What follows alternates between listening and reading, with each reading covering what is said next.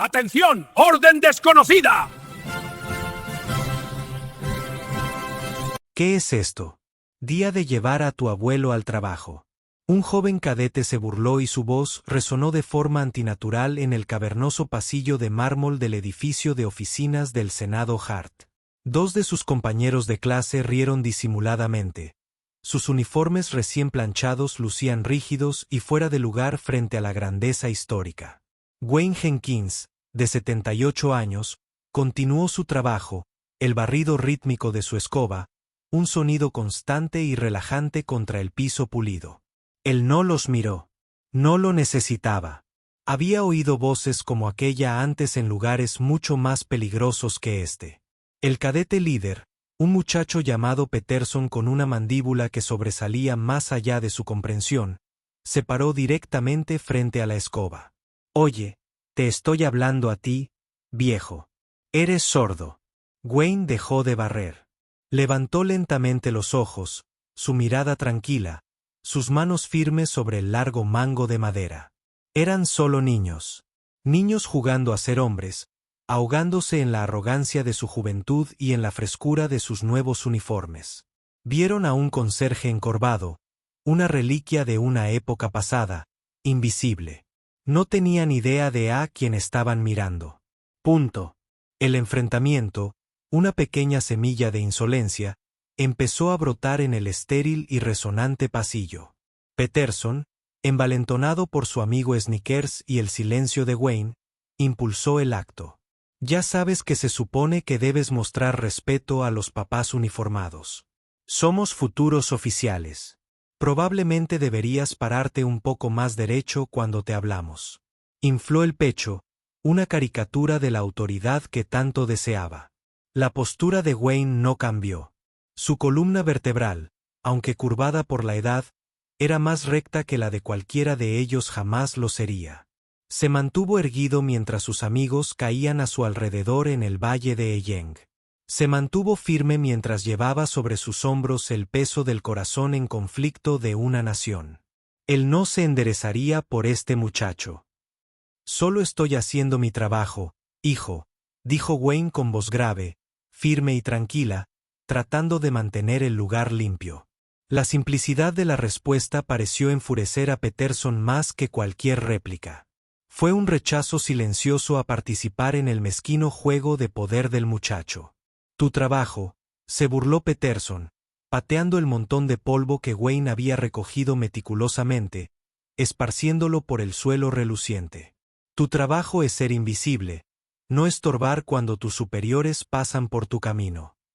Sus amigos se rieron, el sonido fue agudo y cruel en el pasillo por lo demás silencioso. Algunos empleados pasaron apresurados, con la mirada desviada y el paso acelerado. Vieron el enfrentamiento, el trío de cadetes arrogantes acorralando al viejo conserje. Sintieron una punzada de incomodidad, un destello de indignación. Pero la corriente de sus ocupadas vidas los empujó hacia adelante. No era asunto suyo. Intervenir era un riesgo, una complicación potencial en un mundo que recompensaba la navegación tranquila. Así que siguieron caminando, dejando a Wayne aislado en una burbuja de desprecio juvenil. «Mira a este tipo». El segundo cadete intervino, señalando con el dedo el cuello de la camisa de trabajo gris de Wayne. Probablemente nunca hizo nada por su país, solo movió una escoba toda su vida. La mirada de Wayne permaneció fija en Peterson, ignorando por completo al otro chico. Fue una técnica aprendida hace mucho tiempo. Centrarse en la amenaza. Ignora el ruido no puede matarte, pero la amenaza sí. Ajustó su agarre en el mango de la escoba. La madera era suave y familiar bajo sus palmas callosas, desgastadas por años de uso. Se sentía sólido, real, una cosa tangible en un mundo que se estaba volviendo cada vez más surrealista. «Chicos, ¿tenéis una clase a la que asistir?», preguntó Wayne. Su tono ni siquiera delataba enojo. Él era solo un hombre que intentaba hacer su trabajo. Cuanto más se negaba a darles la reacción que ansiaban, más crecía su frustración. Fue como golpear el agua. Su calma era un espejo que reflejaba su propia inmadurez. El rostro de Peterson se puso pálido. No estaba acostumbrado a que lo manipularan. Estaba acostumbrado a la deferencia, al respeto automático que se suponía que su uniforme exigía. Él veía al conserje no como una persona, sino como un obstáculo para su propia importancia.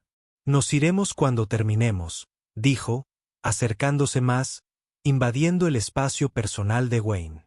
El olor a colonia barata y sudor juvenil llenaba el aire. Tal vez deberíamos enseñarte una lección sobre el respeto. Quizás necesites un recordatorio de quien está a cargo aquí. El aire crepitaba con una atención que solo Wayne parecía estar plenamente capacitado para manejar. Los chicos estaban aumentando su tensión. Sus palabras se convertían en amenazas veladas y su postura se volvía más agresiva. Eran niños haciendo un berrinche, pero eran niños en cuerpos de hombres, y eso los hacía peligrosos. Wayne simplemente se mantuvo firme. Su silencio, un escudo, su calma, un arma contra la cual no tenían defensa. La escena era un accidente automovilístico en cámara lenta, una injusticia que se desarrollaba con una palabra cruel a la vez sobre el mármol frío e indiferente, un destello caliente y repentino que dejó ciego a Wayne.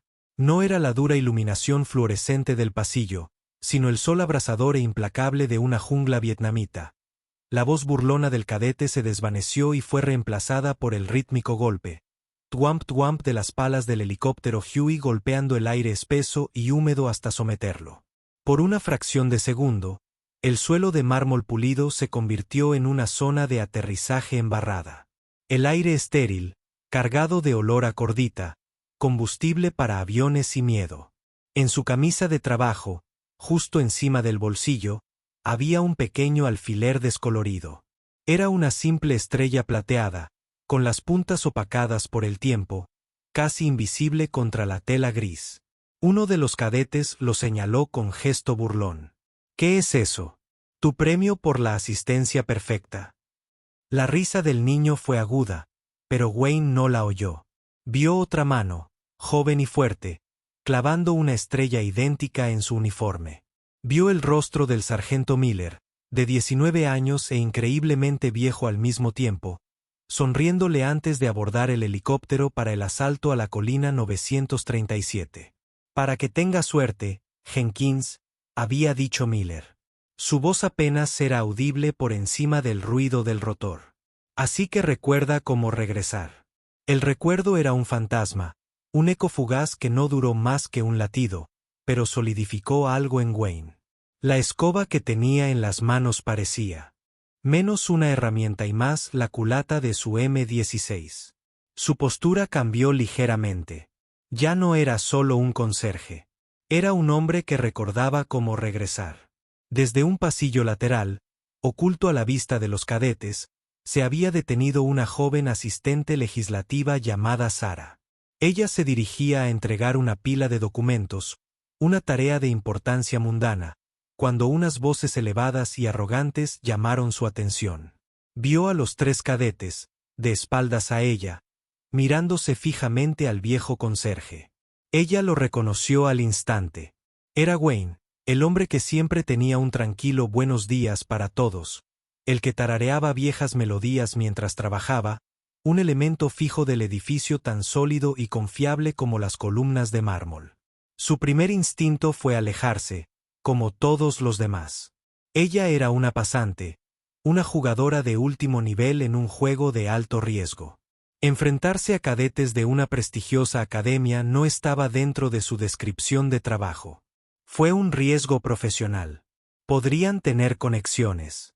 Una queja, una palabra susurrada al oído adecuado podría hacer descarrilar sus ambiciones incluso antes de abandonar la estación. Ella dudó. Sus zapatos se congelaron en el suelo. Entonces Peterson pateó el montón de polvo de Wayne. Fue un acto de crueldad tan pequeño e insignificante, pero rompió las dudas de Sara. Estuvo mal. Fue un error simple e inequívoco. Su abuelo había servido en Corea. Era un hombre tranquilo, muy parecido a Wayne, que llevaba sus historias muy dentro de él. Vio a su abuelo en el lugar de Wayne, y el pensamiento la llenó de una ira ardiente y protectora. Ella retrocedió lentamente, con el corazón latiéndole con fuerza. Ella no los confrontaría directamente. Eso sería una tontería. Pero ella tampoco se marcharía. Ella sabía a quién tenía que llamar. Se metió en un pequeño rincón, con los dedos temblando ligeramente mientras sacaba su teléfono. Revisó sus contactos, senadores anteriores y jefes de gabinete, buscando una extensión específica. Fue una apuesta arriesgada. Era uno de los hombres más poderosos y perpetuamente ocupados de toda la estructura de mando militar, con una oficina en el piso superior. Probablemente ni siquiera atendería su llamada. Encontró el número del asistente ejecutivo del coronel Marcus Thorne.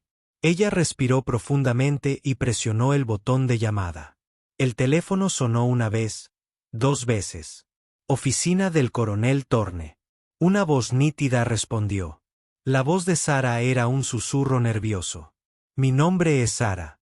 Soy asistente en la oficina del senador Bradley.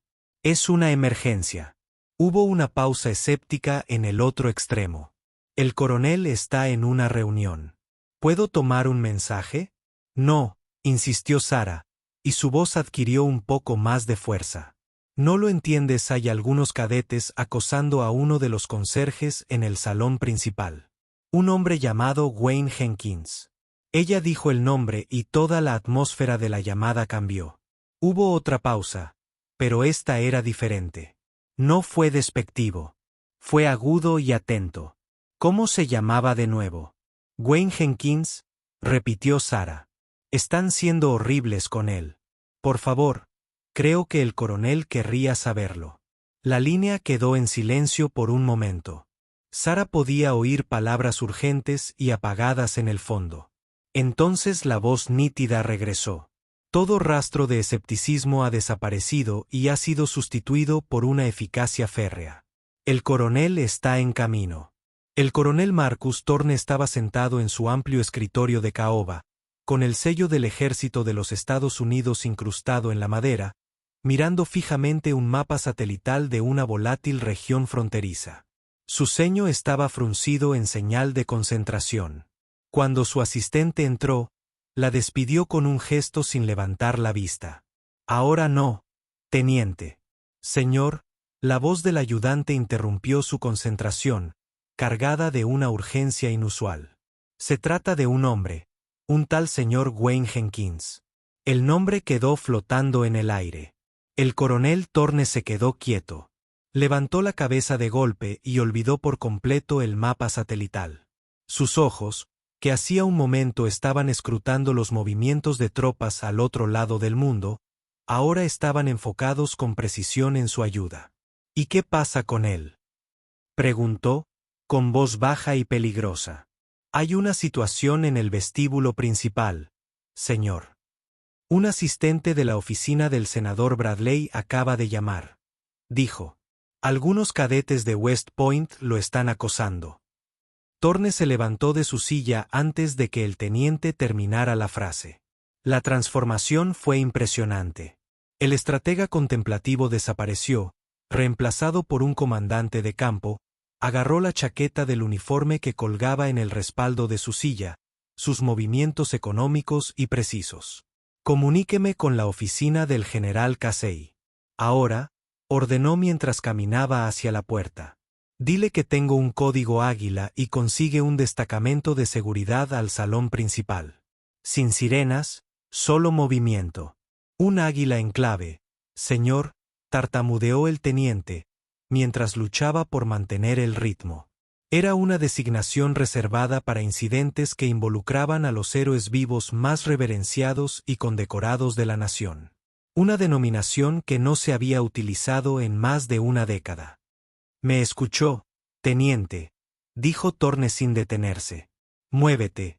El asistente buscó a tienta su teléfono, con la mente acelerada. Wayne Jenkins había oído el nombre susurrado en los pasillos del Pentágono. Una figura legendaria de una guerra que la mayoría de su generación solo conocía por los libros.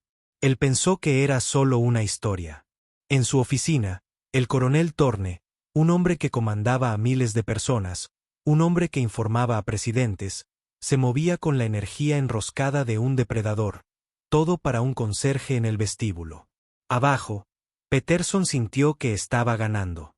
El silencio del anciano era, en su mente, su misión. Él estaba en control. Era hora de terminar el juego. Ya sabe, la insubordinación es un delito grave, dijo Peterson, con su voz cargada de fingida autoridad. Incluso a un empleado civil en un edificio federal, podríamos hacer que lo despidan. O mejor aún, se inclinó más cerca y su voz bajó a un susurro conspirativo.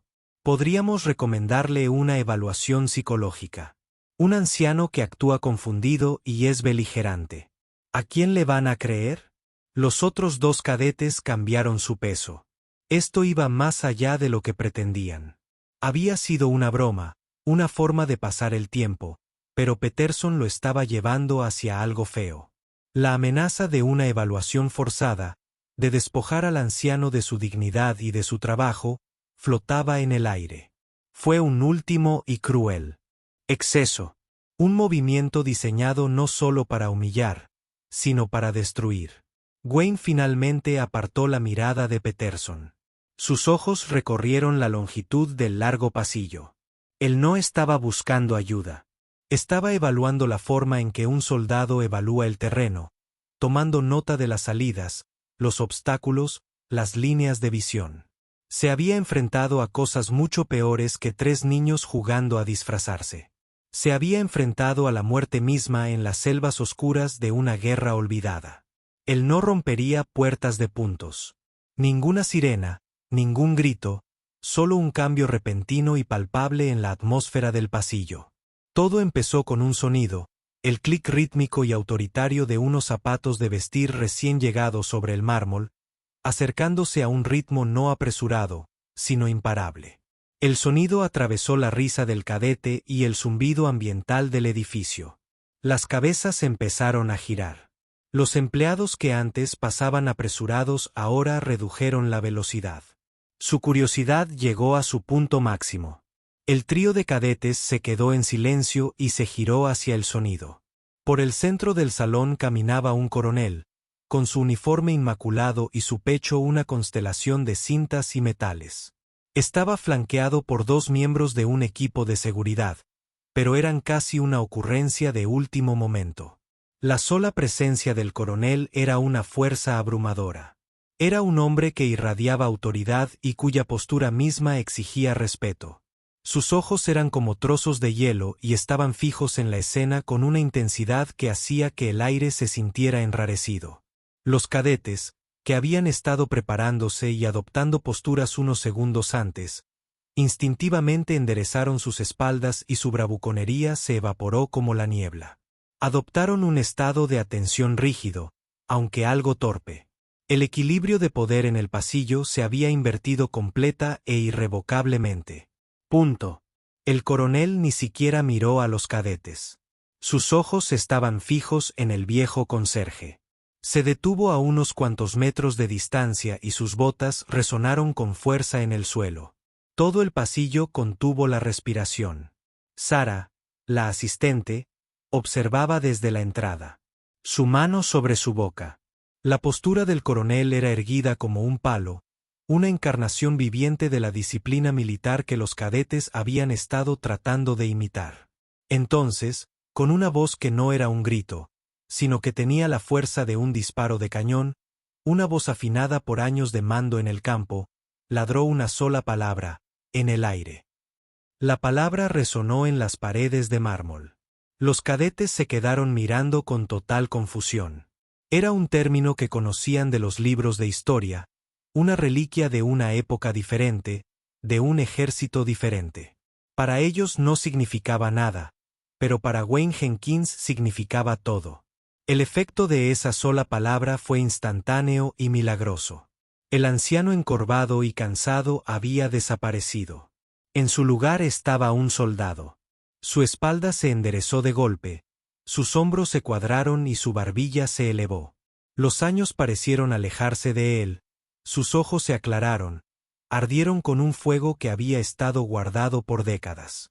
Dejó caer la escoba. Cayó al suelo y quedó olvidado. Su cuerpo, viejo y desgastado, se encontraba en una posición de atención perfectamente recta, como la de un libro de texto. Y de sus labios, con una voz áspera y oxidada, pero absolutamente firme, salió la respuesta, rugida con toda una vida de convicción. Durante todo el camino, la mano del coronel Thorne se levantó en un saludo tan brusco, tan preciso, que podría haber cortado vidrio. Lo sostuvo, con la mirada fija en Wayne, un silencioso testimonio de respeto entre dos guerreros. Los cadetes se quedaron paralizados por la estupefacción y la incredulidad. Estaban viendo un ritual que no entendían. Un llamado sagrado y una respuesta de una hermandad a la que aún no se habían ganado el derecho de unirse. El coronel bajó lentamente la mano y finalmente dirigió su mirada gélida hacia los tres muchachos. ¿Tienes idea de con quién estás hablando?, preguntó, con la voz peligrosamente baja.